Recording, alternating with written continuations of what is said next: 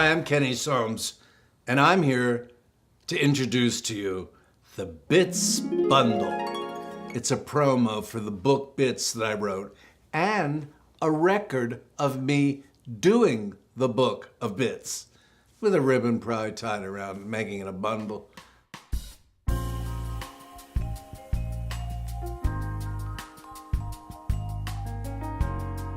Well, at that time, Philadelphia, Boston, Washington, D.C., Baltimore, they were where you would take the new shows and try them out.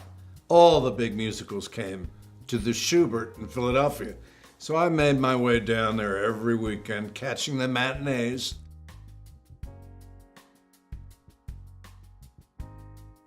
Well, I realized Philadelphia was fun, but it wasn't like socially a turn on for me. I didn't want to go into the real estate business like my father or the mortgage business. I liked show business. I loved attention. We all do. And I think people who go into show business do. They just want more of it. A little too much, maybe.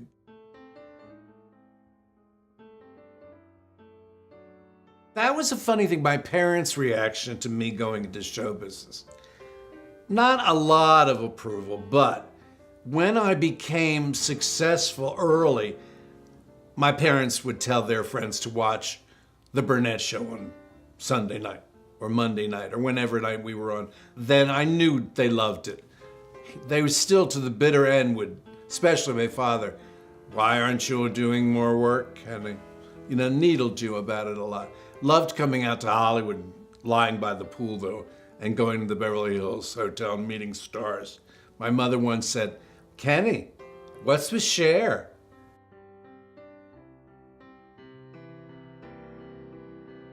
Drama, which was hilarious because it was sort of a rundown department. It was a year before Martin Scorsese.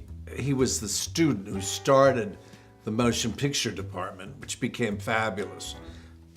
But earlier, it wasn't so fabulous. You took courses like makeup, $100 a unit. I remember Gail Parent was in my class. She put 2 smudges of dirt on her cheeks in makeup and said she was Eliza Doolittle in My Fair Lady.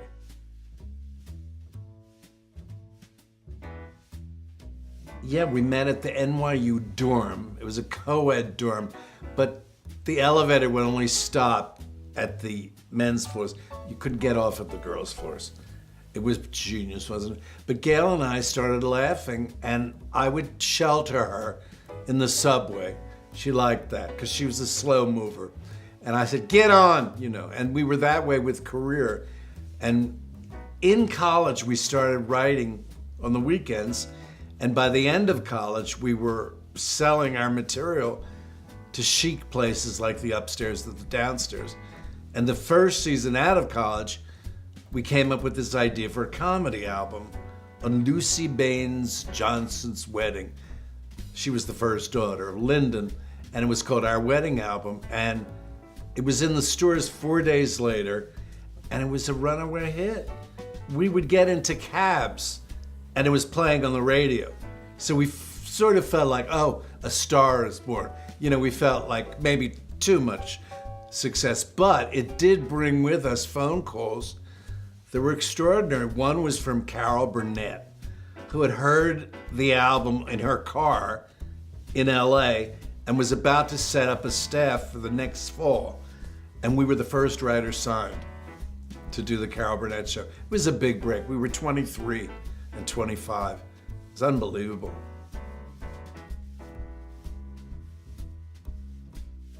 Meeting Carol at the Hilton in New York. Much to our surprise, she opens the door and she's on her knees, singing our praises. I said, Gail, get her off her knees. I'm dying of embarrassment. And she just wouldn't stop. She was just fabulous. And we laughed the whole interview, and she was adorable. She's just exactly as you think she is. She's the girl next door, isn't she?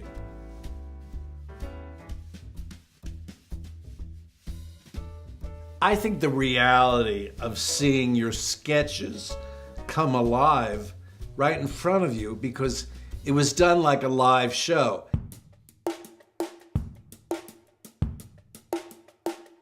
Career-wise, we had turned down a few of the other variety shows that were on the air, like Laugh-In and Flip Wilson, I remember that, because his was very funny. Because we wanted to branch out already. We didn't want to be on a staff anymore. We got spoiled.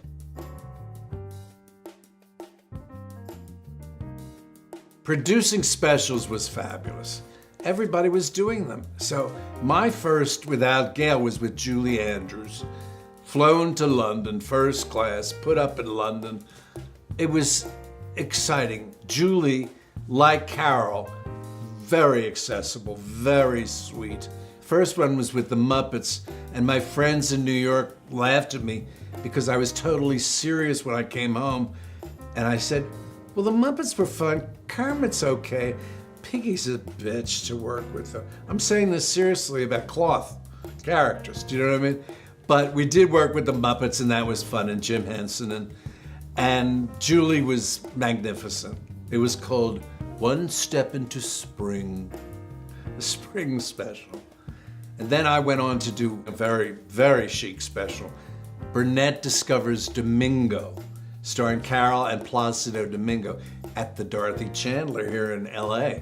Big, big, huge theater, sold out, big benefit. And it won a couple Emmys, and it won a Peabody Award, which is for excellence in television. So that was exciting.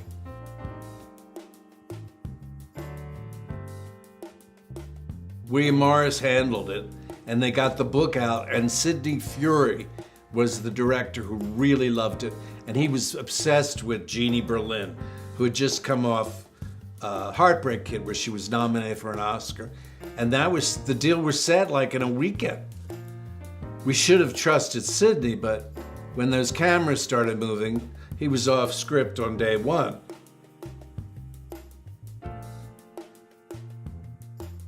Harry was also a young producer, so Sidney intimidated everybody. They all thought it was a hit, and when we went to the preview in New York, they had to cancel a showing and have another showing. It was standing room only, and it was a little like Singing in the Rain watching it though, because Gail and I were hearing comments around us.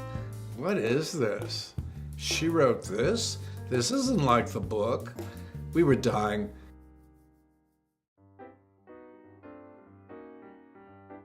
When we were hot on Burnett, offers came in, even Broadway. Well, that's what I always wanted to do. And this was big Broadway. This was Carol Channing in Lorelei, which was a look back on Gentlemen Prefer Blondes, which meant we had our way with Gentlemen Prefer Blondes. We took the whole script and rewrote it. We made it contemporary, where she was looking back on her life. There was a new song added by Julie Stein and Betty Comden and Adolph Green. We're in this great company. That song was called It's Nice Looking Back on the Past.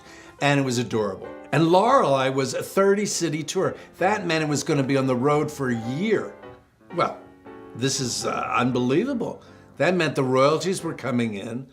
It also meant, though, that Miss Channing thought the creative staff would be on the road for a year. So she got sort of disgruntled with the crew. And I remember saying to Gail, she's not saying anything. And Gail said, well, you know, she doesn't see well. Maybe you gotta tell her to her face, you know. And I said in front of Gail, Carol, the tech really went well, didn't it? She turned to me and she said, you do your job and I'll do mine. And I remember what Gail said, I still don't think she saw you. Lorelei did finally open on Broadway and at the Palace. So it was still good luck for us. And it ran for a year. So it wasn't a bomb, but it was fun. It was fun trying to make her happy. Nightmare.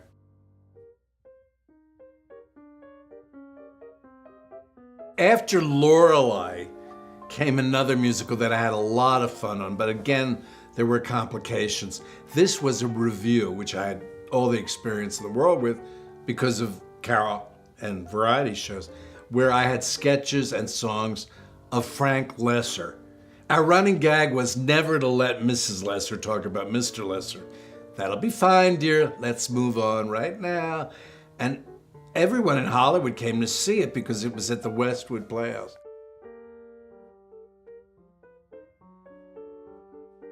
I think my favorite was Sills and Burnett because of the prestige, and also at the last minute, Beverly sort of got cool on a sketch we had written. Gail and I had to think of a new sketch right away, write it, and hopefully, well, they loved it. No new sets were required because the sketch took place in a theater.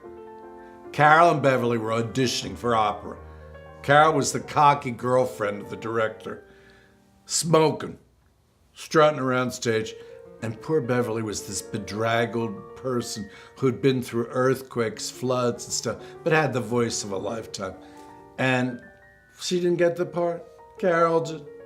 Oh, I loved the Neil Diamond special because he coincidentally was a good friend. It doesn't hurt to have good friends in the business.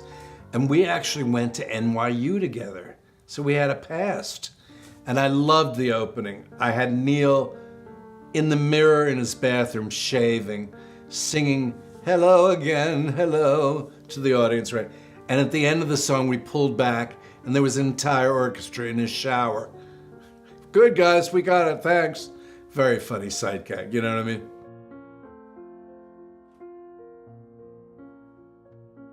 Oh, absolutely. And that was your pecking order. You rose from the ranks from junior writer to head writer, and then the next choice had to be producer.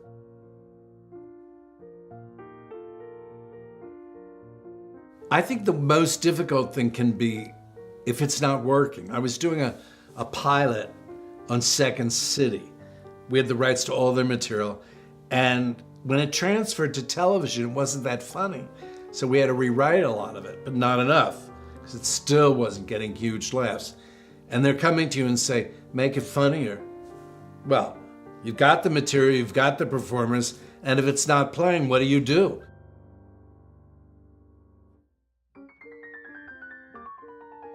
The Smothers Brothers.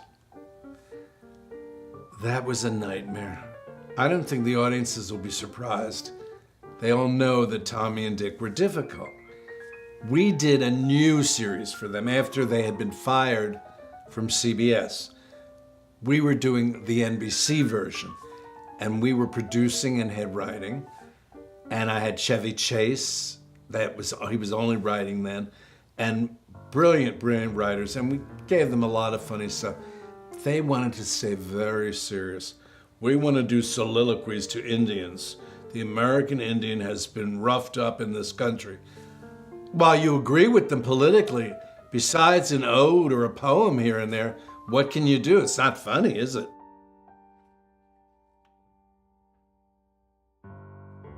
One of my favorite moments ever on television was the first season of Burnett. They were doing a sketch that Gail and I created called As the Stomach Turns. It was a spoof on soap operas.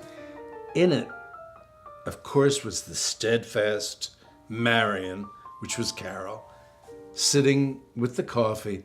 Her guests that night, Betty Grable and Martha Ray. Well, Betty Grable, I was like dying. You know, we had stars, Gloria Swanson, Lana Turner, Maggie Smith, and you just saw brilliance week after week. It was unbelievable. And I think doing As the Stomach Turns and being told by Carol as she came off, that'll be a department. That meant it'll be on the show. We did about 30 of them over the years too.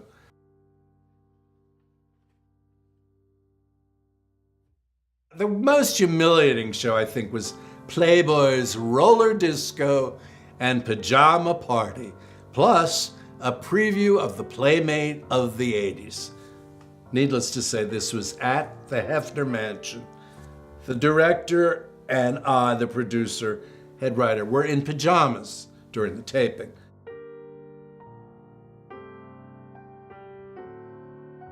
What do you do next is always coming up. If they're not doing specials, if the musicals are too expensive, what about a book? I thought, that's what I'll do, a book about all my bits. I called it Bits because I'm known for doing bits.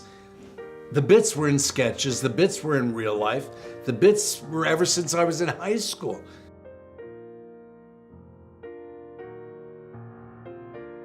When kids ask me how to get into television, how to get into comedy, I say, sit down and write your conscience. Write your stream of consciousness. Write what you think is funny.